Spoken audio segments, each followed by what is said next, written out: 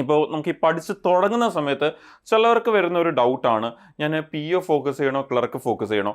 ചിലർക്ക് തോന്നുന്നുണ്ട് P O ഭയങ്കര വർക്ക് പ്രഷർ ആയിരിക്കും, പി ഒ വേണ്ട, ആദ്യം ക്ലർക്കായിട്ട് കയറാം, ഒരു ആദ്യത്തെ ജോലിയല്ലേ, ആദ്യം തന്നെ കയറുമ്പോൾ തന്നെ വലിയ സ്ട്രെസ് ഒന്നും വേണ്ട, ക്ലർക്കായിട്ട് കയറിയിട്ട് പിന്നെ നമുക്ക് പി ഒയിലേക്ക് മാറാം. ഹായ്, നമ്മുടെ 2026 ഇനി നമ്മുടെ ബാങ്ക് എക്സാമിൻ്റെ കലണ്ടർ വരുന്ന ഒരു സമയമാണ് നമ്മുടെ ജനുവരി 2026 എന്ന് പറയുന്നത്. എന്ന് പറഞ്ഞാൽ നമ്മുടെ അടുത്ത വർഷം നടക്കാതിരിക്കുന്ന ബാങ്ക് എക്സാം, IBPS ആയാലും ശരി, RRB ആയാലും ശരി, ഇതിൻ്റെയൊക്കെ ഒരു എക്സാംസ് ഏത് മാസം ഏത് ഡേറ്റിലൊക്കെ ആയിരിക്കും നോട്ടിഫിക്കേഷൻ വരുന്നത്, എപ്പോഴായിരിക്കും എക്സാം നടക്കാൻ പോകുന്നത് എന്നുള്ള ഡീറ്റെയിൽസ് ഒക്കെ അറിയുന്ന ഒരു സമയമാണ് ഈ ഒരു ജനുവരി മന്ത് എന്ന് പറയുന്നത്. ഇൻഫാക്ട് നമ്മുടെ ഒരു ബാങ്ക് എക്സാംസിൻ്റെ ഒരു സീസൺ സ്റ്റാർട്ട് ചെയ്യുന്ന ഒരു സമയം എന്നൊക്കെ വേണമെങ്കിൽ നമുക്ക് പറയാൻ പറ്റുന്ന ഒരു ഏരിയ. നിങ്ങൾക്കറിയാം, ഒരു വർഷം എടുത്തു കഴിഞ്ഞാൽ നമ്മൾ ബാങ്ക് എക്സാംസും ഇൻഷുറൻസ് എക്സാംസും ബാങ്കിങ്ങുമായിട്ട് റിലേറ്റ് ചെയ്യുന്ന ഈ റെഗുലേറ്ററി ബോഡീസ് ലൈക്ക് നമ്മുടെ സെബിയോനോ അങ്ങനെയൊക്കെയുള്ള ബോഡീസ് എല്ലാം എടുത്തു കഴിഞ്ഞാൽ നമുക്ക് ഏകദേശം ഒരു 20 കൂടുതൽ എക്സാംസ് ആണ് ഒരു വർഷം നടക്കുന്നത്. നമ്മുടെ ഈ പറഞ്ഞ അസിസ്റ്റന്റ് റോൾസിലേക്ക്, അതുപോലെ തന്നെ അഡ്മിനിസ്ട്രേറ്റീവ് റോൾസിലേക്ക്, ഓഫീസർ സ്കെയിൽ ആ ഒരു രീതിയിലൊക്കെ നടക്കുന്നത്. അപ്പം അങ്ങനെയൊക്കെ വരുമ്പോഴത്തേനും എനിക്ക് തോന്നുന്നു ഒരുപാട് പേരും പ്രിപ്പയർ ചെയ്യുന്ന ഇപ്പോൾ ഈ ഒരു 3 കാറ്റഗറി എടുക്കുമ്പം ബാങ്ക്, ഇൻഷുറൻസ്, റെഗുലേറ്ററി ബോഡി, ഈ ഒരു 3 കാറ്റഗറി എടുക്കുമ്പം എനിക്ക് തോന്നുന്നു ഏറ്റവും കൂടുതൽ പ്രിപ്പയർ ചെയ്യുന്ന ആൾക്കാരും ബാങ്കിന് വേണ്ടിയായിരിക്കും പ്രിപ്പയർ ചെയ്യുന്നത്. ഇപ്പം നിങ്ങൾക്ക് ഈ റെഗുലേറ്ററി ബോഡീസിനെ കുറിച്ചോ അല്ലെങ്കിൽ നിങ്ങൾക്ക് ഈ പറയുന്ന ഇൻഷുറൻസ് എക്സാംസിനെ കുറിച്ചൊക്കെ അറിയണമെന്നുണ്ടെങ്കിൽ നിങ്ങൾ ചാനലിൽ നോക്കാവുന്നതാണ്. ചാനലിൽ ഇതിനെക്കുറിച്ചുള്ള വീഡിയോസ് ഡീറ്റെയിൽ ആയിട്ട് തന്നെ ചെയ്തിട്ടുണ്ട്. ഇൻഫാക്ട് നിങ്ങളൊരു ബാങ്ക് എക്സാമിന് വേണ്ടി പ്രിപ്പയർ ചെയ്യുന്ന ഒരാളാണെങ്കിൽ ഉറപ്പായിട്ടും അതിന് വേണ്ടിയും പ്രിപ്പയർ ചെയ്യണം. ഇപ്പം പഠിച്ച് തുടങ്ങുന്നവരോടാണ് എസ്പെഷ്യലി പറയാനുള്ളത്. ഒരുപാട് പേരും പഠിച്ചു തുടങ്ങും ബാങ്ക് എക്സാംസ് വേണ്ടി പ്രിപ്പയർ ചെയ്യുമ്പോൾ ബാങ്ക് മാത്രമേ നോക്കത്തുള്ളൂ. പക്ഷെ അങ്ങനെയല്ല, ബാങ്കിനെ കൂടെ തന്നെ നമ്മൾ കൊണ്ടുപോകേണ്ട അതേ സെയിം സിലബസിൽ ഏകദേശം വലിയ മാറ്റം ഇല്ലാത്തൊരു പാറ്റേണിൽ തന്നെ എക്സാം നടക്കുന്ന ഇതാണ് നമ്മുടെ ഇൻഷുറൻസ് ആൻഡ് റെഗുലേറ്ററി ബോഡീസ് എന്നൊക്കെ പറയുന്നത്. സോ അതിൻ്റെ എക്സാംസ് കൂടി നിങ്ങൾ അതിൻ്റെ കൂടെ തന്നെ ബാങ്ക് എക്സാംസിൻ്റെ കൂടെ തന്നെ കൊണ്ടുവരുന്നത് ബാങ്ക് എക്സാമിൻ്റെ അതേ പാറ്റേണിൽ നടക്കുന്നത് ബാങ്ക് എക്സാംസ് തന്നെ അറിയപ്പെടുന്ന ഒരു കാറ്റഗറി തന്നെ വരുന്നതാണ് അത്. അപ്പോൾ അതിനെ നമ്മൾ വിട്ടുകളയൽ. ഒരുപാട് സമയം കഴിഞ്ഞതിന് ശേഷമാണ് അതുകൂടി നോക്കുന്നത്. സോ അതുകൂടി പ്രിപ്പയർ ചെയ്യുന്നവർ അതുകൂടി ഡെഫിനറ്റ്ലി എൻ്റെ കൂടെ തന്നെ നോക്കണം. അതിനെക്കുറിച്ച് കൂടുതൽ അറിയാൻ നിങ്ങൾ ചാനലിൽ സെർച്ച് ചെയ്ത് നോക്കാം. ഇനി നമ്മൾ ഇന്നത്തെ ഈ സെഷനിൽ ഡിസ്കസ് ചെയ്യുന്നതും ഇപ്പോൾ നമുക്ക് ഈ പഠിച്ച് തുടങ്ങുന്ന സമയത്ത് ചിലവർക്ക് വരുന്ന ഒരു ഡൗട്ടാണ്, ഞാൻ പി ഒ ഫോക്കസ് ചെയ്യണോ ക്ലർക്ക് ഫോക്കസ് ചെയ്യണോ. ചിലർക്ക് തോന്നുന്നുണ്ട് പി ഒ ഭയങ്കര വർക്ക് പ്രഷർ ആയിരിക്കും, പി ഒ വേണ്ട, ആദ്യം ക്ലർക്കായിട്ട് കയറാം, ഒരു ആദ്യത്തെ ജോലിയല്ലേ, ആദ്യം തന്നെ കയറുമ്പോൾ തന്നെ വലിയ സ്ട്രെസ് ഒന്നും വേണ്ട, ക്ലർക്കായിട്ട് കയറിയിട്ട് പിന്നെ നമുക്ക് പി ഒയിലേക്ക് മാറാം എന്നൊക്കെ വിചാരിക്കുന്ന കുറേ പേരുണ്ട്. ചിലർക്ക് തോന്നാറുണ്ട് ഞാൻ ജോയിൻ ചെയ്യുമ്പോൾ ഡെഫിനറ്റ്ലി ഒരു ഏറ്റവും നല്ല പോസ്റ്റിലേക്ക് തന്നെ ജോയിൻ ചെയ്യണം, ഓഫീസർ സ്കെയിലിലേക്ക് സാലറി ഏകദേശം 1 lakh അടുപ്പിച്ച് അങ്ങനെയൊക്കെ ഉള്ള നല്ല ഗ്രോത്ത്, എന്താ പറയുക, ഇപ്പോഴേ നേരത്തെ ജോയിൻ ചെയ്യുകയാണെങ്കിൽ വളരെ നല്ല പോസ്റ്റിൽ റിട്ടയർ ആവാൻ പറ്റും എന്നൊക്കെ വിചാരിച്ച് ജോയിൻ ചെയ്യുന്നവരും ഉണ്ട്. ഇതിനെക്കുറിച്ചൊക്കെ ഒരുപാട് പേര് കേൾക്കാറുമുണ്ട്. അപ്പോൾ നമ്മൾ ഇന്നത്തെ ഈ സെഷനിൽ ഡിസ്കസ് ചെയ്യുന്നത്, ഇപ്പോൾ ആദ്യമായിട്ട് പ്രിപ്പയർ ചെയ്ത് തുടങ്ങാൻ പോകുന്ന ഒരുപാട് പേര് കാണും, പ്രിപ്പയർ ചെയ്ത് ജസ്റ്റ് തുടങ്ങിയവർ കാണാം. അപ്പോൾ ഈ വർഷം വരാൻ പോകുന്ന ക്ലർക്ക് പിയുടെ ഒക്കെ എക്സാംസിലേക്ക് വരുമ്പം ഏതായിരിക്കണം കൂടുതൽ നമ്മൾ ഫോക്കസ് ചെയ്യേണ്ടത്, ലൈക്ക് നിങ്ങളുടെ ഒരു ഇൻട്രസ്റ്റ് ഏരിയ ഏതാണെന്നുള്ളതൊന്ന് മനസ്സിലാക്കുക എന്നുള്ളതാണ് ശരിക്കും ഇന്നത്തെ ഈ സെഷനിൽ ഫോക്കസ് ചെയ്യുന്നത്. ലൈക്ക് ഇതൊക്കെ കേട്ടതിന് ശേഷം നിങ്ങൾ ഡിസൈഡ് ചെയ്യുക ഏത് വേണം, രണ്ടും കൂടി ഒരുമിച്ച് നോക്കണോ അല്ലെങ്കിൽ ഇതിന് കൂടുതൽ ഇമ്പോർട്ടൻസ് കൊടുക്കണോ എന്നൊക്കെ ഉള്ളത് നിങ്ങൾ ഡിസൈഡ് ചെയ്യുക. അപ്പോൾ അതിനെക്കുറിച്ചൊരു റഫ് ഐഡിയ ഓക്കെ, ലൈക്ക് നമ്മുടെ ഈ ഒരു പി ഒ ആൻഡ് ക്ലർക്കിലേക്ക് വരുന്ന സമയത്ത് നമുക്ക് അവിടെ വരുന്ന ഒരു എന്താ പറയുക പല ഫാക്ടേഴ്സ്, ലൈക്ക് അതൊരു ഫിനാൻഷ്യൽ ആംഗിൾ ഏറ്റവും ഇമ്പോർട്ടൻ്റ്. എനിക്കറിയാം നമുക്ക് ഒരു ജോലി എന്ന് പറയുമ്പോൾ തന്നെ ഫിനാൻഷ്യൽ ആംഗിൾ വളരെ ഇമ്പോർട്ടൻ്റ് ആണ്, അതിൻ്റെ സാലറി ആംഗിൾ. സോ ആ ഒരു ഫിനാൻഷ്യൽ ആംഗിൾ, ആ ഒരു വർക്ക് പ്രൊഫൈൽ ആംഗിൾ, ഇങ്ങനെയൊക്കെ പല ആംഗിളിൽ നമുക്ക് ആ ഒരു എക്സാം ആംഗിൾ, ആ ഒരു പല ആംഗിളിൽ നമുക്ക് അതിനൊന്ന് മനസ്സിലാക്കാം. എന്നിട്ട് നിങ്ങൾക്ക് ഡിസൈഡ് ചെയ്യാം ഈ വട്ടം നിങ്ങൾ പ്രിപ്പയർ ചെയ്യുമ്പം ആദ്യമായിട്ട് പ്രിപ്പയർ ചെയ്യുന്നവരാണെങ്കിൽ എസ്പെഷ്യലി നിങ്ങൾക്ക് പ്ലാൻ ചെയ്യാം, നിങ്ങൾക്ക് ഒരു ടാർഗറ്റ് കീപ്പ് ചെയ്യാം. ഓക്കെ, ഞാൻ ആദ്യം ഈ എക്സാമിൻ്റെ ഇത് എഴുതിയെടുക്കാം, അല്ലെങ്കിൽ ക്ലർക്ക് എഴുതിയെടുക്കാം, അല്ലെങ്കിൽ വേണ്ട ഞാൻ നേരെ പി ഒ ആയിരിക്കും ഫോക്കസ് ചെയ്യുന്നത്, ക്ലർക്കിൻ്റെ എക്സാം വരുമ്പോൾ അതിൻ്റെ കൂടെ ഇത് എഴുതിയേക്കാം എന്നൊരു ആംഗിൾ ആയിരിക്കും കീപ്പ് ചെയ്യുന്നത്. അപ്പോൾ ഏതാണ് ബെറ്റർ എന്നുള്ളത്, അല്ലെങ്കിൽ ഏതാണ് എങ്ങനെ നിങ്ങൾക്ക് ഫോക്കസ് ചെയ്യാന്നുള്ളത് നമുക്കൊന്ന് ഡിസ്കസ് ചെയ്യാം. സോ നമ്മൾ ഈ ഒരു സെഷനിൽ നമ്മൾ ഡിസ്കസ് ചെയ്യാൻ പോകുന്നത് നമ്മുടെ bank P O versus bank clerk, which banking career is A right for you എന്നുള്ളതാണ് നമ്മൾ ഡിസ്കസ് ചെയ്യാൻ പോകുന്നത്. രണ്ടും വളരെ നല്ലതാണ്, രണ്ടിനും അതിൻ്റെതായിട്ടുള്ള റൂൾസ് ഉണ്ട്, അതിൻ്റെതായിട്ടുള്ള കാര്യങ്ങളുണ്ട്. രണ്ടും വളരെ ഇമ്പോർട്ടൻറ്റ് വൈറ്റൽ പില്ലേഴ്സ് ആണ് നമ്മുടെ ഒരു ബാങ്കിൻ്റെ എക്കോസിസ്റ്റത്തിലേക്ക് വന്നു കഴിഞ്ഞാൽ തന്നെ നമുക്ക് പറയാം. രണ്ടിനും അതിൻ്റെതായിട്ടുള്ള ചില ക്യാരക്ടേഴ്സ് ഉണ്ട്, ഫോക്കസ് ഏരിയാസ് ഉണ്ട്. സാലറിയിലേക്ക് വരുമ്പോഴും അതേപോലത്തെ അവരുടെ ആ ഒരു വർക്ക് അനുസരിച്ചുള്ള സാലറിയാണ് അവർക്ക് വരുന്നത്. അപ്പോൾ അങ്ങനെയൊക്കെയുള്ള ചില ഫാക്ടേഴ്സ് ഉണ്ട്. അപ്പോൾ നമുക്ക് എന്തൊക്കെ ഫാക്ടേഴ്സാണ് ശരിക്കും ഇതിനെ എന്താ പറയുക, എന്തൊക്കെ ഫാക്ടേഴ്സാണ് നമ്മൾക്ക് ഒന്ന് അനലൈസ് ചെയ്തിട്ട് നിങ്ങൾക്ക് ഡിസൈഡ് ചെയ്യാം ഏതായിരിക്കും ബെറ്റർ എന്നുള്ളത് നിങ്ങൾക്ക് തന്നെ ഡിസൈഡ് ചെയ്യാം. അപ്പോൾ ആ ഒരു ബാങ്കിങ് എക്സാംസിലേക്ക് വരുമ്പം ഒന്ന് നമുക്ക് പി ഒ എന്ന് പറയുമ്പോൾ ഒറ്റ വാക്കി പറയണമെങ്കിൽ ലീഡർഷിപ്പ് ക്വാളിറ്റീസ് ആണ് വേണ്ടിയെങ്കിൽ നമ്മുടെ ക്ലർക്ക് ചെയ്യുന്നത് എന്താണ്, ഒരു സപ്പോർട്ട് ചെയ്യുന്ന ആക്ടിവിറ്റീസ് ആണ് ഒരു ക്ലർക്ക് ചെയ്യുന്നത്. ഇപ്പം ഫോർ എക്സാമ്പിൾ നമ്മുടെ ബാങ്കിൻ്റെ പി ഒയിലേക്ക് തന്നെ ആദ്യം തന്നെ ബാങ്കിൻ്റെ പി ഒയിലേക്ക് വന്നു കഴിഞ്ഞാൽ നമ്മൾ പറഞ്ഞ പോലെ തന്നെ leadership qualities like management trainee with supervisory duties ആയിരിക്കും അവർക്ക് ജോയിൻ ചെയ്യുന്ന സമയത്ത് വരുന്നത്. ലൈക്ക് അവർ പി ഒ ആയിട്ട് ആ ഒരു മാനേജ്മെന്റ് ട്രെയിനി ആയിട്ട് ജോയിൻ ചെയ്യും. അവർ ആ ഒരു സൂപ്പർവൈസിങ് ഡ്യൂട്ടീസ് ആയിരിക്കും അവർ ആദ്യമേ കിട്ടുന്നത്. ഇപ്പോൾ അവർക്ക് എന്തൊക്കെ ഡ്യൂട്ടീസ് ആണ് അവർക്ക് വരുന്നതെന്ന് ചോദിച്ചാൽ നമ്മൾ നേരത്തെ പോലെ ലീഡർഷിപ്പ് ക്വാളിറ്റീസ് ലൈക്ക് അപ്രൂവൽസ് കൊടുക്കുക, സാങ്ഷൻസ് കൊടുക്കുക, അങ്ങനെയൊക്കെയുള്ള കാര്യങ്ങളൊക്കെ ആയിരിക്കും മെയിൻ ആയിട്ട് വരുന്നത്. ലോൺ സാങ്ഷൻസ്, ലോൺ അപ്രൂവൽസ്, പിന്നെ ആ ബാങ്കിൻ്റെ ബിസിനസ്സിനെ ഡെവലപ്പ് ചെയ്യുക. നിങ്ങൾ ഏത് ഏരിയയിലാണോ വർക്ക് ചെയ്യുന്നത്, ഏത് ബാങ്കിലാണോ വർക്ക് ചെയ്യുന്നത്, ആ ബാങ്കിൽ നിന്നുകൊണ്ട് ആ ബാങ്കിൻ്റെ ബിസിനസ്സിനെ ഡെവലപ്പ് ചെയ്യുക എന്നുള്ളത്. അതുപോലെ തന്നെ ഡെഫിനറ്റ്ലി നിങ്ങളുടെ അടിയിൽ ഒരു വലിയ ടീം ഉണ്ടായിരിക്കും. ആ ടീമിൻ്റെ ലീഡർഷിപ്പ് ക്വാളിറ്റീസ് നിങ്ങൾക്ക് ഉണ്ടായിരിക്കണം. അപ്പോൾ ആ ലീഡർഷിപ്പ് ക്വാളിറ്റീസ് വരും. അതുപോലെ പുതിയ മെമ്പേഴ്സൊക്കെ ജോയിൻ ചെയ്യുന്ന സമയത്ത് അവരുടെ ഒരു മെൻറ്ററായിട്ട് കൂടിയായിരിക്കും നിങ്ങൾ ആക്ട് ചെയ്യുന്നത്. നിങ്ങൾ അവർക്ക് ട്രെയിനിങ് കൊടുക്കുക എന്നുള്ളത് ഒരു ഇമ്പോർട്ടൻറ്റ് ആക്ടിവിറ്റിയാണ്. പിന്നെ അതുപോലെ തന്നെ ഇമ്പോർട്ടൻറ്റ് ഡിസിഷൻ മേക്കിങ്സ്, ഇതെല്ലാം ലൈക്ക് നമ്മൾ സിമ്പിളായിട്ട് നേരത്തെ പറഞ്ഞ ലീഡർഷിപ്പ് ക്വാളിറ്റീസ്, ഡിസിഷൻസ് എടുക്കുക, അപ്രൂവൽസ് കൊടുക്കുക, സാങ്ഷൻസ് കൊടുക്കുക, ഡെവലപ്മെൻറ്റ്, ബാങ്കിൻ്റെ ആ ഒരു നിങ്ങൾ ഇരിക്കുന്ന ബാങ്കിൻ്റെ ഡെവലപ്മെൻറ്റ്, ആ ഒരു ഇരിക്കുന്ന ഏരിയയിൽ ആ ഒരു ബാങ്കിൻ്റെ ബിസിനസ്സിൻ്റെ ഡെവലപ്മെൻറ്റ്, ഇങ്ങനെയുള്ള കുറേ ഫാക്ടേഴ്സ് ആയിരിക്കും ഒരു പി ഒയിലേക്ക് വരുമ്പോൾ. വളരെ സിമ്പിളായിട്ട് പറയുകയാണെങ്കിൽ നമുക്ക് വരുന്ന കുറച്ച് ആക്ടിവിറ്റീസ് എന്ന് പറയുന്നത്. സോ അതേ സ്ഥലത്ത് ഒരു ക്ലർക്കിലേക്ക് വരുവാണെങ്കിൽ എഗെയിൻ നമുക്ക് അവിടെ വരുമ്പം അവരാണ് ശരിക്കും കസ്റ്റമറായിട്ട് ആദ്യത്തെ ഇൻട്രാക്ഷൻ വരുന്നതെന്ന് വേണമെങ്കിൽ നമുക്ക് പറയാം. ലൈക്ക് ഒരു ഫ്രണ്ട് ഓപ്പറേഷൻസ്, ലൈക്ക് നേരെ ഡയറക്റ്റ് ഒരു കസ്റ്റമറായിട്ടുള്ള കോൺടാക്ട് വരുന്നത് അവരായിരിക്കും. നിങ്ങൾ ക്ലർക്കായിരിക്കും ആദ്യം തന്നെ ഒരു കസ്റ്റമറിനെ ഡീൽ ചെയ്യാൻ പോകുന്നത്. അപ്പോൾ ഫ്രണ്ട് ലൈൻ ഓപ്പറേഷണൽ എക്സലൻസ് ആണ് അവിടെ വേണ്ടിയത്. ഒരു കസ്റ്റമർ സപ്പോർട്ട് എന്ന് പറയുമ്പോൾ അവിടെ വരുന്ന പല ഫാക്ടേഴ്സ് ഉണ്ട്. കസ്റ്റമറെ എങ്ങനെ നല്ലപോലെ സപ്പോർട്ട് ചെയ്യുന്നു, എങ്ങനെ കാര്യങ്ങൾ പറഞ്ഞ് മനസ്സിലാക്കി കൊടുക്കുന്നു, അവർക്ക് വേണ്ടിയത് അവർക്ക് ക്ലിയർലി അവർക്ക് ഡെലിവറി ചെയ്യുന്നു എന്നൊക്കെയുള്ള പല ഫാക്ടേഴ്സ് അവിടെ വരുന്നുണ്ട്. ഇപ്പോൾ for example cash handling, transactions ഒക്കെ വരുന്നുണ്ട്. ഒരു ക്ലർക്ക് ആക്ടിവിറ്റീസിലേക്ക് വരുമ്പോഴത്തേന് അതിൽ അക്കൗണ്ട് മെയിൻറ്റെയിൻ ചെയ്യുക, കസ്റ്റമറിനെ സപ്പോർട്ട് ചെയ്യുക, അതാണ് ഏറ്റവും ഇമ്പോർട്ടൻറ്റ്, കസ്റ്റമർ സർവീസ്. പിന്നെ അഡ്മിനിസ്ട്രേറ്റീവ് റൂൾസിൽ സപ്പോർട്ട് ചെയ്യുക എന്നുള്ള കാര്യങ്ങളൊക്കെയാണ് ഒരു ക്ലർക്കിലേക്ക് വരുമ്പോൾ അവിടെ വരുന്നത്. അപ്പോൾ നമ്മൾ നേരത്തെ പറഞ്ഞല്ലോ പി ഒ ഒരു ലീഡർഷിപ്പ് ഡ്രൈവൻ ക്വാളിറ്റീസ് ആണ് അവിടെ വരുന്നത് വിത്ത് മാനേജറൽ സ്കോപ്പ്. അതുപോലെ പക്ഷേ ക്ലർക്കിലേക്ക് വരുമ്പോൾ ഒരു സ്റ്റേബിൾ ഓപ്പറേഷൻ എക്സലൻസ്, കസ്റ്റമറിന്റെ സർവീസ്, ഇങ്ങനെയുള്ള കാര്യങ്ങളാണ് അവിടെ വരുന്നത്. അപ്പോൾ ഒരു റഫ് ഐഡിയ നിങ്ങൾക്ക് കിട്ടിയിട്ടുണ്ടായിരിക്കും എന്താണ് രണ്ടിൻ്റെയും ഒരു ആക്ടിവിറ്റീസ് എന്ന് പറയുന്നത്.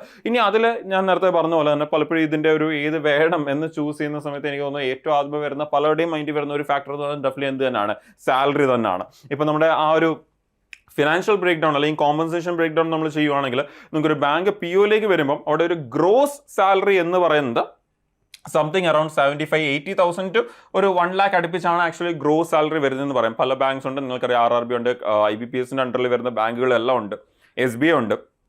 സോ ഈ ഒരു ബാങ്ക്സ് വെച്ച് മാത്രം നമ്മളൊന്ന് പറയുവാണെങ്കിൽ നമുക്ക് ഏകദേശം 75,000 1 lakh, ഏകദേശം 96,000 1 lakh അടുപ്പിച്ചാണ് ഇവരുടെ ഒരു ഗ്രോസ് സാലറി വരുന്നത്. ഇതിൽ നിന്ന് കുറച്ച് എമൗണ്ട്സ് ഒക്കെ നമ്മുടെ ഈ പറഞ്ഞ ബാക്കിയുള്ള പെൻഷനും ബാക്കിയുള്ള കാര്യങ്ങളിലേക്കൊക്കെ കോൺട്രിബ്യൂഷൻസും അങ്ങനെയൊക്കെ പോയതിന് ശേഷം ഏകദേശം നമ്മുടെ ഇൻ ഹാൻഡ് കിട്ടുന്ന സാലറി എന്ന് പറയുന്നത് ഏകദേശം ഒരു എന്താ പറയുക ഒരു 70,000 to 85,000 ഇടയ്ക്ക് ആയിരിക്കും നമ്മുടെ ഒരു ഇൻ ഹാൻഡ് കിട്ടുന്ന സാലറി എന്ന് പറയുന്നത്.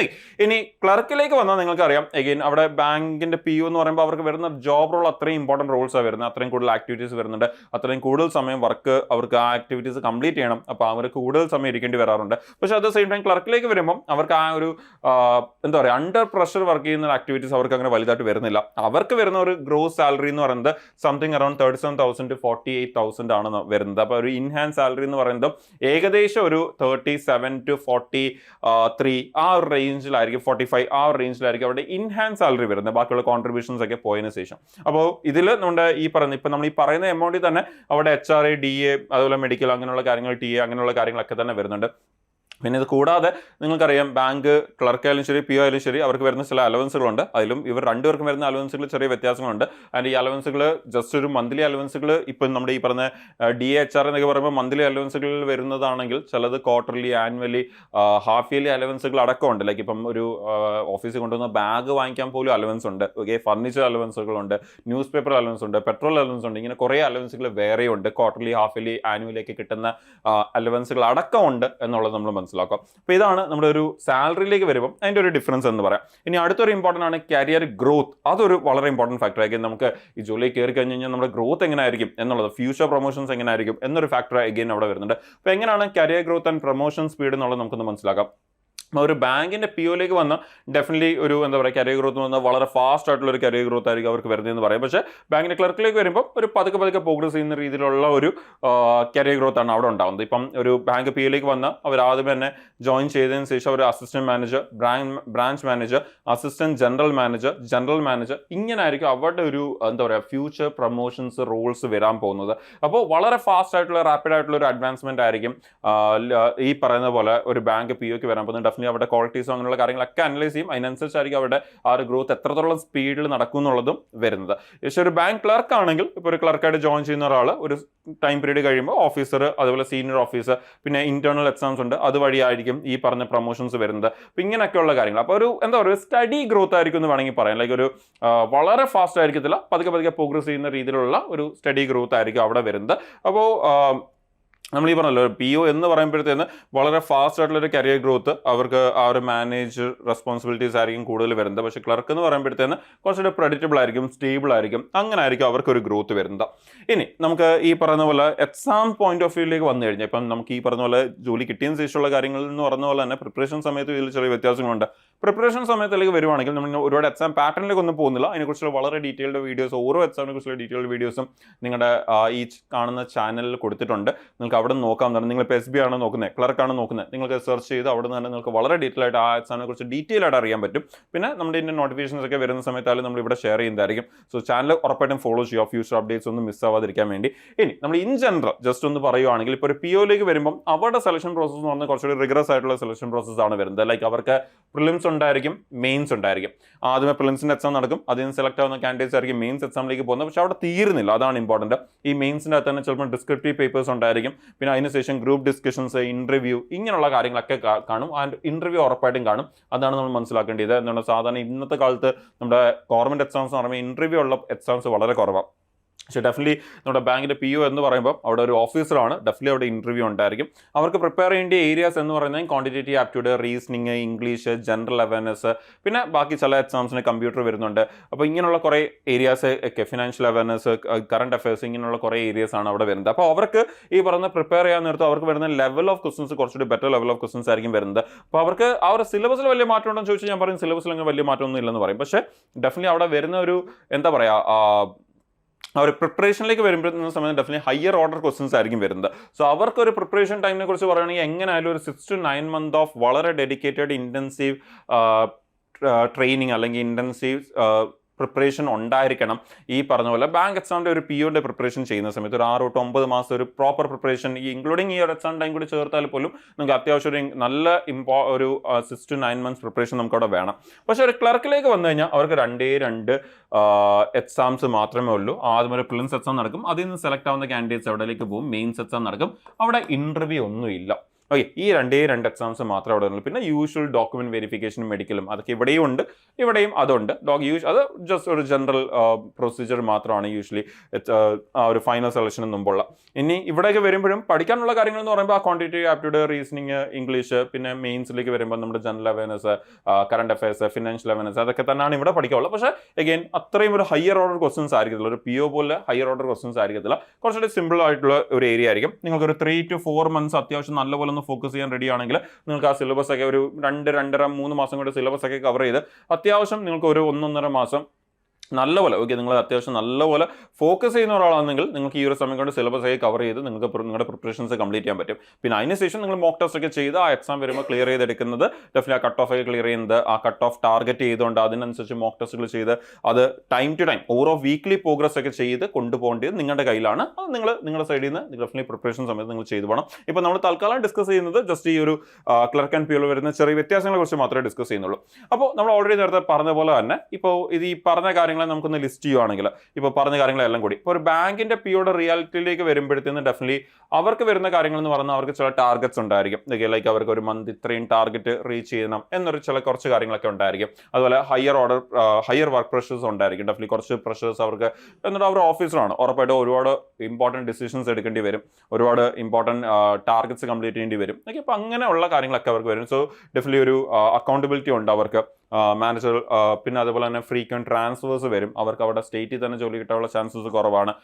ഇപ്പോൾ IBPS, SBI PO ഒക്കെ വരുന്ന സമയത്ത് അവർ കൂടുതലും ഈ പറഞ്ഞ ഡിഫറെൻറ്റ് ഓൾ ഓവർ ഇന്ത്യ ഇതേപോലെ ട്രാൻസ്ഫേഴ്സും ഈ പറഞ്ഞ ജോയിൻസ് ചെയ്യുന്ന സമയത്തായാലും ശരി, ഫ്യൂച്ചർ ട്രാൻസ്ഫേഴ്സ് ആയാലും ശരി, ആ ഒരു രീതിയിലായിരിക്കും കിട്ടുന്നത്. പിന്നെ എക്സ്റ്റൻഡ് വർക്കിംഗ് ഹവേഴ്സ്, നമ്മൾ ഒരിക്കലും 5 മണിക്ക് വീട്ടിൽ പോകാം എന്നൊരു ആംഗിൾ വരാൻ സാധ്യത കുറവാണ്. നമുക്ക് പലപ്പോഴും ഈ പറഞ്ഞ പോലെ കുറച്ചുകൂടി എക്സ്റ്റൻഡ് വർക്കിംഗ് ഹവേഴ്സ് നമുക്ക് അവിടെ ഇരുന്ന് ആ ഒരു ആക്ടിവിറ്റീസ് കംപ്ലീറ്റ് ചെയ്തിട്ടേ ചിലപ്പോൾ നമുക്ക് പോകാൻ പറ്റത്തുള്ളൂ. സോ ഒരു ബാങ്കിൻ്റെ POയിലേക്ക് വരുന്ന സമയത്ത് ഡെഫിനറ്റ്ലി അവിടെ ഇമ്പോർട്ടൻ്റ് റോളാണ്. പിന്നെ അത് ഡിപ്പെൻഡ് ചെയ്യുന്നതും നമ്മുടെ ബ്രാഞ്ച് പോലെ ഇരിക്കും. ചിലപ്പോൾ ഒരു ചെറിയ ബ്രാഞ്ച് ആണെങ്കിൽ നമുക്ക് അത്രയും ആക്ടിവിറ്റീസ് ഉണ്ടായിരിക്കില്ല, അത്രയും വർക്ക് ഉണ്ടായിരിക്കത്തില്ല. പക്ഷേ ഒരു അർബൻ ബാങ്കിങ് ഏരിയ ആണെങ്കിൽ ഡെഫിനറ്റ്ലി കുറച്ചധികം വർക്ക്, അവിടെ കസ്റ്റമേഴ്സ് ഒരുപാടായിരിക്കും, അവിടെ നടക്കുന്ന ആക്ടിവിറ്റീസ് ബിസിനസ് ഒരുപാടായിരിക്കും. സോ അതുകൊണ്ട് തന്നെ അവർക്ക് ആ ഒരു രീതിയിലുള്ള വർക്ക് പ്രഷറും ഡെഫിനറ്റ്ലി അവിടെ വരും. ഓക്കെ, പിന്നെ നമ്മൾ നേരത്തെ പറഞ്ഞ പോലെ ഡിസിഷൻ മേക്കിംഗ് കാര്യങ്ങൾ. സോ ഒരു എന്താ പറയുക, ഒരു ചാലഞ്ച് ഒക്കെ വരുന്ന, വളരെ ഫാസ്റ്റ് ആയിട്ടുള്ള ഗ്രോത്ത് ഒക്കെ വരുന്ന ഒരു എന്താ പറയുക, അങ്ങനത്തെ ഒരു പ്രൊഫഷനാണ് നിങ്ങൾ നോക്കുന്നതെങ്കിൽ ഡെഫിനറ്റ്ലി നിങ്ങൾ PO ചൂസ് ചെയ്യാം എന്ന് നമുക്ക് പറയാം. ഓക്കെ, നല്ല സാലറി, ഓക്കെ, ഹൈ പേ, പക്ഷേ അറ്റ് ദ സെയിം ടൈം ആ പേയിനനുസരിച്ചുള്ള വർക്ക് പ്രഷർ, അത്യാവശ്യം ചാലഞ്ചുകൾ ഒക്കെ ഹാൻഡിൽ ചെയ്യാൻ നിങ്ങൾ റെഡി ആണെങ്കിൽ, ആൻഡ് വളരെ ഫാസ്റ്റ് ആയിട്ടുള്ള പ്രൊമോഷൻസ്, ഗ്രോത്ത് ഒക്കെ ഉണ്ട്. പക്ഷേ നിങ്ങൾ at the same time travel ചെയ്യേണ്ടി വരും. Okay, transfers all over India ആയിരിക്കും. സോ ഇതൊക്കെ എടുക്കാൻ റെഡി ആയിട്ടുള്ള ഒരാളാണെങ്കിൽ ആൾക്ക് എന്താണ് നമ്മുടെ PO എന്ന് പറയുന്നത് അത്യാവശ്യം നല്ലൊരു കരിയർ ആണെന്ന് പറയാം. പക്ഷേ ക്ലർക്കിലേക്ക് വരുമ്പോൾ ഒരു കംഫോർട്ട് സോൺ എന്ന് വേണമെങ്കിൽ പറയാം, ഒരു 9 to 5 ജോബ് എന്ന് തന്നെ പറയാം. ഓക്കെ, അപ്പോൾ എന്താ പറയുക, ഫിക്സഡ് വർക്കിംഗ് ഹവേഴ്സ് ആയിരിക്കും. അങ്ങനെ ഒരു അസിസ്റ്റന്റ് വർക്കിംഗ് ഹവേഴ്സ് വരാനുള്ള സാധ്യത വളരെ കുറവാണ്. അൺലെസ് ഈ നമ്മുടെ ഫിനാൻഷ്യലിൻ്റെ ക്ലോസിങ്ങോ അല്ലെങ്കിൽ അങ്ങനത്തെ കുറച്ച് ഇമ്പോർട്ടൻറ്റ് സമയമൊക്കെ വരുന്ന സമയത്ത് മാത്രമേ കുറച്ചുകൂടി അസിസ്റ്റന്റ് വർക്കിംഗ് ഹവേഴ്സ് വരത്തുള്ളൂ. ബട്ട് അതർവൈസ് ഒരു 9 to 5 ജോബ് എന്ന് തന്നെ പറയാൻ പറ്റുന്ന പോലത്തെ ഒരു ജോലി തന്നെയാണ്. അങ്ങനെ ഒരുപാട് എക്സ്റ്റൻഡ് വർക്കിംഗ് ഹവേഴ്സ് വരത്തില്ല. പിന്നെ അതുപോലെ തന്നെ അത്യാവശ്യം ഡെയിലി ഒരു പ്രെഡിക്റ്റബിൾ റുട്ടീനിലായിരിക്കും അത് പോകുന്നത്. ലോവർ സ്ട്രെസ് ആയിരിക്കും അവിടെ. അങ്ങനെ ഭയങ്കര സ്ട്രെസ്ഫുൾ ആയിട്ടുള്ള ജോലി ഉണ്ടായിരിക്കില്ല. നമ്മൾ ചെയ്യുന്ന കാര്യങ്ങൾ നമ്മൾ വിത്ത് ടൈം ഇമ്പ്രൂവ് ആയിക്കൊണ്ടേയിരിക്കും. നമ്മൾ ക്യാഷ് ഡീൽ ചെയ്യുന്ന കാര്യങ്ങളായാലും ശരി, അതിൽ വരുന്ന എറേഴ്സ് ആയാലും ശരി, അതൊക്കെ നമ്മളോട് ചെയ്ത് വരുമ്പോൾ എക്സ്പീരിയൻസ് കൂടി അത് ഇമ്പ്രൂവ് ആയിക്കൊണ്ടേയിരിക്കും. സോ അവിടെ അങ്ങനെ ഭയങ്കര വലിയ സ്ട്രെസ് വരത്തില്ല. അത് ഇനിഷ്യലി ജോയിൻ ചെയ്യുന്ന സമയത്തുള്ള കുറച്ചൊരു ഇതേ കാണത്തുള്ളൂ. പിന്നെ അത് നമുക്ക് റുട്ടീനായി മാറും. അതിൻ്റെ ഒരു ഡെയിലി ഒരേ വളരെ പ്രെഡിക്റ്റബിൾ, വളരെ സ്റ്റേബിൾ ആയിട്ട് പോകുന്നൊരു ജോലിയാണ് ക്ലർക്കിൻ്റെ പോസ്റ്റ് എന്ന് പറയുന്നത്. ഒരു കംപ്ലീറ്റ്ലി ഡെസ്ക് ബേസ്ഡ് സ്റ്റെബിലിറ്റി വരുന്ന ഒരു ജോബാണ്. അപ്പോൾ മിനിമം ട്രാൻസ്ഫേഴ്സ് നമുക്ക് കൂടുതലും നമുക്ക് ഈ പറഞ്ഞ പോലെ ട്രാൻസ്ഫേഴ്സ് കുറവായിരിക്കും. നമുക്ക് ജോലി കിട്ടുന്ന നമ്മുടെ സ്റ്റേറ്റിൽ തന്നെ ആയിരിക്കും. അപ്പോൾ അങ്ങനെയുള്ള കാര്യങ്ങളൊക്കെയാണ് അവിടെ വരുന്നത്. അപ്പോൾ ഒരു വർക്ക് ലൈഫ് ബാലൻസ്, നല്ലപോലെ വർക്ക് ലൈഫ് ബാലൻസിനെ പ്രയോറിറ്റൈസ് ചെയ്യുന്ന പോലത്തെ ഒരു ജോലിയാണ് ബാങ്കിലെ ക്ലർക്ക് എന്ന് പറയുന്നത്. അതുകൊണ്ട് തന്നെയാണ് ഒരുപാട് പേരും പ്രിപ്പയർ ചെയ്യുന്ന സമയത്ത് ആദ്യമേ ക്ലർക്ക് നോക്കാം, എന്നിട്ട് ക്ലർക്ക് ഒന്ന് ജോയിൻ ചെയ്ത് കുറച്ച് നാൾ അതിലൊന്നും ഇരുന്ന് ആദ്യത്തെ ജോലിയല്ല, ഇപ്പോൾ ഒരുപാട് പ്രഷർ എടുക്കേണ്ട, നമുക്ക് ക്ലർക്കിൽ ജോയിൻ ചെയ്തിട്ട് കുറച്ച് നാളൊന്ന് ഇരുന്നിട്ട് പിന്നെ നമുക്ക് POയുടെ എക്സാംസ് എഴുതി ക്ലിയർ ചെയ്ത് നമുക്ക് മേളിലോട്ട് പോകാം എന്നൊക്കെയുള്ള രീതിയിൽ പലരും ഫോക്കസ് ചെയ്യുന്നതിൻ്റെ ഒരു റീസൺ അതാണ്. പക്ഷേ ചിലവർ അങ്ങനെ ആയിരിക്കത്തില്ല. അവരവിടെ കരിയർ വളരെയധികം ഇമ്പോർട്ടൻസ് കൊടുത്ത് ആദ്യം തന്നെ ഓഫീസർ സ്കെയിലിലേക്ക് പോകണം, എനിക്ക് അവിടെ നിന്ന് വളരെ ഫാസ്റ്റുള്ള ഗ്രോത്ത് വേണം, ഫിനാൻഷ്യൽ ആംഗിളിലായാലും എനിക്ക് നല്ല പൈസ വേണം എന്നൊക്കെ ഒരു ആംഗിളിലൊക്കെ വിചാരിക്കുന്ന ഒരാൾ ആ ചാലഞ്ചൊക്കെ എടുക്കാൻ റെഡി ആയിരിക്കും. അവർക്ക് അതൊന്നും ഒരു കുഴപ്പമായിരിക്കില്ല, അവരത് ഓക്കെ ആയിരിക്കും വർക്ക് ചെയ്യാൻ വേണ്ടി. അങ്ങനെയൊക്കെ ഉള്ളവരാണെങ്കിൽ അവർക്ക് ഡെഫിനറ്റ്ലി എന്ത് ബെറ്റർ ആയിരിക്കും, PO ബെറ്റർ ആയിരിക്കും അവർക്ക്. അപ്പോൾ അത് നമുക്കൊരു ഐഡിയ കിട്ടിയിട്ടുണ്ടായിരിക്കും എങ്ങനെയാണ് ക്ലർക്ക് POയുടെ കാര്യങ്ങളൊക്കെ വരുന്നതെന്നുള്ളത്. ആ ഒരു വർക്ക് ആംഗിളിലായാലും ശരി, എക്സാം ആംഗിളിലായാലും ശരി. ഇനി നമുക്ക് ഇതിൻ്റെ എലിജിബിലിറ്റി ആൻഡ് ആ ഒരു ക്രൈറ്റീരിയ കൂടി നമ്മൾ പെട്ടെന്ന് നോക്കുകയാണെങ്കിൽ, ഒരു ഏജ് ലിമിറ്റ് വരുന്ന PO ആണെങ്കിൽ 20 തൊട്ട് 30 വയസ്സ് വരെയാണ് ഏജ് ലിമിറ്റ് വരുന്നത്. ആൻഡ് ക്ലർക്ക് ആണെങ്കിൽ 28 വയസ്സ് വരെയാണ് ഏജ് ലിമിറ്റ് വരുന്നത്. ആൻഡ് റിലാക്സേഷൻസ് ഉണ്ട്. OBC ആണെങ്കിൽ ഒരു 3 വർഷത്തെ റിലാക്സേഷനും, SC ST ആണെങ്കിൽ 5 വർഷത്തെ റിലാക്സേഷനും അവിടെ കിട്ടുന്നുണ്ട്. പിന്നെ എഡ്യൂക്കേഷൻ എന്ന് പറയുന്നത് രണ്ടിനും PO ആയാലും ശരി, ക്ലർക്ക് ആയാലും ശരി, രണ്ടിനും വരുന്ന എഡ്യൂക്കേഷണൽ ക്വാളിഫിക്കേഷൻ എന്ന് പറയുന്നത് ഗ്രാജുവേറ്റ് ഇൻ എനി ഡിസിപ്ലിൻ എന്നുള്ളതാണ്. Like from A recognised university or institution എന്നുള്ളൊരു രീതിയിലാണ് നമുക്കത് എപ്പോഴും വരുന്നത്. ആൻഡ് അറ്റംപ്റ്റിൻ്റെ ലിമിറ്റ് പറയുമ്പോഴും അങ്ങനെ സാധാരണ ഒരു അറ്റംപ്റ്റ് ലിമിറ്റ് ഒന്നും ഇല്ല. പക്ഷേ ആക്ച്വലി നിങ്ങൾ അറിഞ്ഞിരിക്കേണ്ട ചില കാര്യങ്ങൾ എനിക്ക് തോന്നുന്നു ഒരുപാട് പേർക്ക് അറിയാത്തൊരു കാര്യങ്ങളാണ്. ഇപ്പം ബാങ്കിൻ്റെ ഒരു PO ഒക്കെ ആണെങ്കിൽ SBI POയ്ക്ക് ഒരു 4 അറ്റംപ്റ്റ് ഉണ്ട്. 4 അറ്റംപ്റ്റേ ഉള്ളൂ ജനറൽ കാറ്റഗറിക്ക്. എനിക്ക് തോന്നുന്നു ഇത് ഒരുപാട് പേർക്ക് അറിയാത്തൊരു കാര്യമായിരിക്കും ചിലപ്പോൾ. അതുപോലെ ഒരു OBC കാൻഡിഡേറ്റ് ആണെങ്കിൽ SBI POയിലേക്ക് വരുമ്പോൾ ഐ തിങ്ക് എൻ്റെ ഓർമ്മ ശരിയാണെങ്കിൽ 7 അറ്റംപ്റ്റ് ആണ് അവർക്കുള്ളത്. 7 വട്ടം അറ്റംപ്റ്റ് ചെയ്യാൻ പറ്റത്തുള്ളൂ. പക്ഷേ SC ST ആണെങ്കിൽ അങ്ങനെയൊന്നുമില്ല, ലിമിറ്റ് ഒന്നുമില്ല, എത്ര വേണമെങ്കിലും അറ്റംപ്റ്റ് ചെയ്യാം. പക്ഷേ ഈ പറയുന്ന പോലെ POയിലേക്ക് വരുമ്പോഴാണ് ഇങ്ങനത്തെ ചില അറ്റംപ്റ്റിൻ്റെ ലിമിറ്റ് വരുന്നത്. അത് എല്ലാ എക്സാംസിനും ഇല്ല. ഈ പറഞ്ഞ ഇപ്പോൾ SBI PO ഒരു എക്സാമ്പിളാണ്. SBI POയ്ക്ക് ഇങ്ങനത്തെ ഒരു ലിമിറ്റ് ഉണ്ട് എന്ന് വേണമെങ്കിൽ പറയാം. ക്ലർക്ക് ആണെങ്കിൽ അങ്ങനത്തെ ലിമിറ്റ് ഒന്നും ഇല്ല. എത്ര തവണ വേണമെങ്കിലും നമ്മുടെ ഈ പറഞ്ഞ ഏജ് ലിമിറ്റ് ആൻഡ് അത് കഴിയുന്നവരെ നമുക്ക് എത്ര വട്ടം വേണമെങ്കിലും എന്ത് ചെയ്യാൻ പറ്റും, നമുക്ക് ഈ പറഞ്ഞ പോലെ അറ്റംപ്റ്റ് ചെയ്യാൻ പറ്റും. സോ നിങ്ങൾക്ക് ഒരു ഐഡിയ കിട്ടിയിട്ടുണ്ടായിരിക്കും എങ്ങനെയാണ് ക്ലർക്ക് ആൻഡ് POയുടെ കേസ് വരുന്നത് എന്നുള്ളത്. അപ്പോൾ നമ്മുടെ ഒരു ബാങ്ക് PO ആണെങ്കിൽ അവരുടെ ഒരു എന്താ പറയുക, വളരെ പെട്ടെന്നുള്ള ഗ്രോത്ത്, ഫിനാൻഷ്യൽ സ്റ്റെബിലിറ്റി, ഇങ്ങനെയൊക്കെയുള്ള കാര്യങ്ങൾ അവർക്ക് ഒരു വലിയ പ്രശ്നമല്ല. ഈ പറഞ്ഞ കാര്യങ്ങളൊക്കെയാണ് അവർ കൂടുതൽ ഇമ്പോർട്ടൻസ് കൊടുക്കുന്നതെങ്കിൽ അവർക്ക് ഈ പറഞ്ഞ ഒരുപാട് ഡ്രീം അങ്ങനെയൊക്കെ ആയിരിക്കും. അപ്പോൾ അങ്ങനെയുള്ളവർക്ക് ഒരു ബാങ്ക് PO വളരെ നല്ലതായിരിക്കും. ബിക്കോസ് അവർ ഈ പറഞ്ഞ ലോൺ അപ്രൂവൽസും ഈ പറഞ്ഞ പോലെ ജോബ് ക്രിയേറ്റ് ചെയ്യുവാണ് എന്ന് വേണമെങ്കിൽ പറയാം. ഒരുപാട് പേർക്ക് ലോണൊക്കെ കൊടുക്കുന്ന സമയത്ത് അവരുടെ ലൈഫ് കൂടി മാറ്റുവാണ് അവർ ആ ഒരു അപ്രൂവൽസ് ഒക്കെ കൊടുക്കുന്ന സമയത്ത്. അതുപോലെ സ്മോൾ ബിസിനസ്സിനെയൊക്കെ സപ്പോർട്ട് ചെയ്യുന്ന പോലത്തെ കാര്യങ്ങളാണ് അതൊക്കെ എന്ന് പറഞ്ഞാൽ. അപ്പോൾ ഒരു എക്കണോമിക് ഗ്രോത്ത്, കമ്മ്യൂണിറ്റി ഗ്രോത്ത്, ഇങ്ങനെയൊക്കെയുള്ള കാര്യങ്ങളൊക്കെ ആക്ച്വലി അവിടെ വരുന്നുണ്ട് എന്ന് വേണമെങ്കിൽ പറയാം. അതിൻ്റെ ഒരു ക്ലർക്കിലേക്ക് വരുമ്പോൾ അവിടെ ഒരു ഡെയിലി എക്സലൻസ്, കസ്റ്റമറിനെ സപ്പോർട്ട് ചെയ്യുക, കസ്റ്റമറിനെ ഹെൽപ്പ് ചെയ്യുക, പല കാര്യങ്ങളിലും, ഇപ്പോൾ ട്രാൻസാക്ഷൻ്റെ കാര്യങ്ങളിലായാലും ശരി, കസ്റ്റമർ ട്രസ്റ്റ് ബിൽഡ് ചെയ്തെടുക്കുന്നതിൽ, അതുപോലെ ഓപ്പറേഷൻസ് മെയിൻറ്റെയിൻ ചെയ്യുന്നതിൽ, ബാങ്കിങ് സർവീസ് മെയിൻറ്റെയിൻ ചെയ്യുന്നതിൽ, ഇങ്ങനെയുള്ള കാര്യങ്ങളൊക്കെയാണ് ഒരു ബാങ്ക് ക്ലർക്കിലേക്ക് വരുമ്പോൾ വരുന്നത്. പിന്നെ നിങ്ങളാണ് ഡിസൈഡ് ചെയ്യേണ്ടത്, നിങ്ങൾക്ക് ബാങ്കിൻ്റെ PO ആണോ നിങ്ങൾക്ക് വേണ്ടത്, like high salary, faster growth, അതുപോലെ leadership roles and team management ഒക്കെ ചെയ്യാൻ നിങ്ങൾക്ക് ഓക്കെയാണ്, റാപ്പിഡ് കരിയർ പ്രൊമോഷൻസ് നിങ്ങൾക്ക് വരും, പക്ഷേ നിങ്ങൾ ട്രാൻസ്ഫറൻസിന് പല സ്റ്റേറ്റിലേക്കും പോകാനൊക്കെ റെഡിയാണ്, നിങ്ങൾക്ക് ഇതൊന്നും ഒരു കുഴപ്പമേ അല്ല, ഡിസിഷൻ മേക്കിംഗ് പവേഴ്സ് ഇതൊക്കെ നിങ്ങൾക്ക് ഓക്കെയാണ്, അതുപോലെ അത്യാവശ്യം പ്രഷറും ടാർഗറ്റ്സിലൊക്കെ വർക്ക് ചെയ്യാൻ നിങ്ങൾ റെഡിയാണ്, ഓക്കെ, ഡെഫിനറ്റ്ലി ബാങ്ക് PO ജോലി നിങ്ങൾക്കുള്ളതാണ് എന്ന് തന്നെ നിങ്ങൾക്ക് പറയാം. പക്ഷേ അതേ സ്ഥലത്ത് ക്ലർക്കിലേക്ക് വരുമ്പോൾ ഈ പറഞ്ഞ ജോബ് സെക്യൂരിറ്റി, അത്യാവശ്യം പ്രെഡിക്റ്റബിൾ ആയിട്ട്, വളരെ സ്റ്റേബിൾ ആയിട്ട്, ഒരു 9 to 5 ജോബ് പോലെ തന്നെ ഒരു ലെസ് സ്ട്രെസ്സിലൊക്കെ വർക്ക് ചെയ്യാൻ റെഡി ആയിട്ടുള്ള ഒരാളാണെങ്കിൽ നിങ്ങൾക്ക് ഡെഫിനറ്റ്ലി ഇത് ചെയ്യാം. അവിടെ ഒരു സ്റ്റഡി കരിയർ പാത്താണ് അവിടെ വരുന്നത്, വലിയ പ്രഷേഴ്സോ കാര്യങ്ങളൊന്നും ഇല്ല, ഒരു ഫിക്സഡ് വർക്കിംഗ് അവേഴ്സിൽ ഒരു വളരെ നോർമൽ അത്യാവശ്യം നല്ലൊരു സാലറിയിൽ വർക്ക് ചെയ്ത് പോവുക എന്നൊരു ആംഗിളാണ് വരുന്നെങ്കിൽ നിങ്ങൾക്ക് ഡെഫിനറ്റ്ലി ക്ലർക്ക് ചൂസ് ചെയ്യാം, അല്ലെങ്കിൽ ആദ്യമേ ഇത് ചൂസ് ചെയ്തിട്ട് പിന്നെ ഇതിലേക്ക് ഇമ്പ്രൂവ് ചെയ്യാം. ഓക്കെ, അപ്പോൾ അത് നിങ്ങളാണ് ഡിസൈഡ് ചെയ്യേണ്ടി ഇനി എങ്ങനെ വേണമെന്നുള്ളത്. നിങ്ങൾക്കൊരു റഫ് ഐഡിയ തരുക ഇതിനെക്കുറിച്ച് എന്നുള്ളതാണ് ഈ ഒരു സെഷൻ കൊണ്ട് മെയിനായിട്ട് ഉദ്ദേശിച്ചത്. അപ്പോൾ നിങ്ങൾക്കൊരു ഐഡിയ കിട്ടിയിട്ടുണ്ടായിരിക്കും, ഈ വർഷത്തെ എക്സാംസ് തുടങ്ങാൻ പോവാണ്, നോട്ടിഫിക്കേഷൻസ് ഒക്കെ വരാൻ പോവാണ്, കലണ്ടർ വരാൻ പോവാണ്. അപ്പോൾ നിങ്ങൾക്ക് ചൂസ് ചെയ്യാം ഏതാണ് നിങ്ങൾക്ക് വേണ്ടി എന്നുള്ളത്. ആൻഡ് ആദ്യമായിട്ടൊക്കെ പ്രിപ്പയർ ചെയ്യാൻ പ്ലാൻ ചെയ്യുന്നവരാണെങ്കിൽ അവർക്ക് വേണ്ടി എൻട്രിയിലും നമുക്ക് ബാങ്കിന് വേണ്ടി മാത്രമായിട്ടുള്ള ബാച്ചസ് ഉണ്ട്. അതിൽ SBI മാത്രം ഫോക്കസ് ചെയ്യുന്ന രീതിയിൽ, റീജിയണൽ റൂറൽ ബാങ്ക് ഫോക്കസ് ചെയ്യുന്ന രീതിയിൽ, IBPS ഫോക്കസ് ചെയ്യുന്ന രീതിയിലൊക്കെ തന്നെ ബാച്ചസ് ഉണ്ട്. നിങ്ങൾക്ക് ആ ബാച്ചസിലേക്ക് ജോയിൻ ചെയ്ത് നിങ്ങളുടെ പ്രിപ്പറേഷൻസ് നിങ്ങൾക്ക് സ്റ്റാർട്ട് ചെയ്യാവുന്നതാണ്. അതല്ല നിങ്ങളൊരു ഇപ്പോൾ പഠിച്ചുകൊണ്ടിരിക്കുന്ന ഒരാളാണ്, നിങ്ങൾക്ക് എന്താ പറയുക, നിങ്ങളിപ്പം ഡിഗ്രിക്കൊക്കെ പഠിച്ചുകൊണ്ടിരിക്കുന്നേ ഉള്ളൂ, ഡിഗ്രി കംപ്ലീറ്റ് ചെയ്യാൻ ഇനിയും സമയമുണ്ട്, നിങ്ങൾക്ക് ബാങ്ക്, SSC, റെയിൽവേ എക്സാംസ് ഒക്കെ ഒരുമിച്ച് കുറച്ച് സമയം എടുത്ത് ലോങ് ടേം ഫൗണ്ടേഷൻ ക്രിയേറ്റ് ചെയ്ത് ലോങ് ടേം സമയം എടുത്ത്, ഒരു വർഷമൊക്കെ സമയം എടുത്ത് നല്ലപോലെ പ്രിപ്പയർ ചെയ്യണമെന്നൊക്കെ ആഗ്രഹമുള്ളവരാണെങ്കിൽ അവർക്ക് വേണ്ടി എലൈറ്റ് ബാച്ചുകളുണ്ട്. അവിടെ 3 വർഷത്തെ വാലിഡിറ്റി ഒക്കെ വരുന്നുണ്ട്. അപ്പോൾ നിങ്ങൾക്ക് ആ എലൈറ്റ് ബാച്ചസിൽ ജോയിൻ ചെയ്ത് ഇപ്പം പഠിച്ചുകൊണ്ടിരിക്കുന്നവർക്ക്, ഓക്കെ, ഓൾറെഡി പഠിച്ചുകൊണ്ടിരിക്കുന്നവർക്ക് വേണ്ടിയാണത്. അപ്പോൾ നിങ്ങൾ ആ ഡിഗ്രിയൊക്കെ കംപ്ലീറ്റ് ചെയ്യുമ്പോഴത്തേന് നിങ്ങളുടെ സിലബസ് ഒക്കെ ഓൾമോസ്റ്റ് കവർ ആയിട്ടുണ്ടായിരിക്കും. അതിനുശേഷം പിന്നെ നിങ്ങൾക്ക് എക്സാംസ് എഴുതി തുടങ്ങാം. അപ്പോൾ നിങ്ങളുടെ വാലിഡിറ്റി തീരുന്നില്ല. നിങ്ങൾ ഈ പറഞ്ഞ കോളേജിൻ്റെ ഫൈനൽ ഇയർ ആണെങ്കിൽ പോലും നിങ്ങൾ പാസ് ഔട്ട് ആയതിനു ശേഷവും 2 വർഷം നിങ്ങൾക്ക് അതിൻ്റെ സപ്പോർട്ട് പിന്നെയും കിട്ടിക്കൊണ്ടിരിക്കുകയാണ്. അപ്പോൾ ഒരു 3 വർഷത്തെ എലൈറ്റ് ബാച്ചുകളുണ്ട്. പിന്നെ ഞാൻ പറഞ്ഞ പോലെ തന്നെ എല്ലാത്തിനും കൂടി ചേർന്നിട്ടുള്ള ഫൗണ്ടേഷൻ ബാച്ചസ് ഉണ്ട്. അവിടെ നിങ്ങൾക്ക് SSC, റെയിൽവേ, ബാങ്ക് എക്സാംസിനെല്ലാം കൂടി ചേർത്ത് നിങ്ങൾക്ക് എന്ത് ചെയ്യാം, ഒരുമിച്ചൊക്കെ പ്രിപ്പയർ ചെയ്യാം. അപ്പോൾ ഏതാണ് നിങ്ങൾക്ക് ബെറ്റർ എന്നുള്ളത് നിങ്ങൾ ഇപ്പം ചൂസ് ചെയ്യുക. അപ്പോൾ ഇതിനെക്കുറിച്ചൊക്കെ കൂടുതൽ അറിയാൻ വേണ്ടി നിങ്ങൾക്ക് എന്ത് ചെയ്യാം, ഈ നമ്പറിൽ കോൺടാക്ട് ചെയ്യാം, 8714764666 എന്നുള്ള ഈ നമ്പറിൽ കോൺടാക്ട് ചെയ്തുകൊണ്ട് നിങ്ങൾക്ക് ഇതിനെക്കുറിച്ച് കൂടുതൽ ചോദിച്ച് മനസ്സിലാക്കിക്കൊണ്ട് നിങ്ങൾക്ക് ഈ ബാച്ചസിലേക്ക് ജോയിൻ ചെയ്ത് ഏതാണ് നിങ്ങൾക്ക് ആപ്റ്റ് എന്ന് തോന്നുന്നു ആ ഒരു ബാച്ചിൽ ജോയിൻ ചെയ്ത് നിങ്ങൾ നിങ്ങളുടെ പ്രിപ്പറേഷൻസ് സ്റ്റാർട്ട് ചെയ്യാം. നല്ലപോലെ പ്രിപ്പയർ ചെയ്യുക. കലണ്ടർ വരുന്ന സമയത്ത് നമ്മൾ ഇതിനെക്കുറിച്ച് കൂടുതൽ ഡീറ്റെയിൽസ് ഒക്കെ നിങ്ങളുമായിട്ട് ഷെയർ ചെയ്യുന്നതായിരിക്കും. അപ്പോൾ നിങ്ങൾക്ക് കലണ്ടർ വരുന്ന സമയത്ത് നമുക്ക് വീണ്ടും ഇവിടെ തന്നെ മീറ്റ് ചെയ്യാം. Thank you.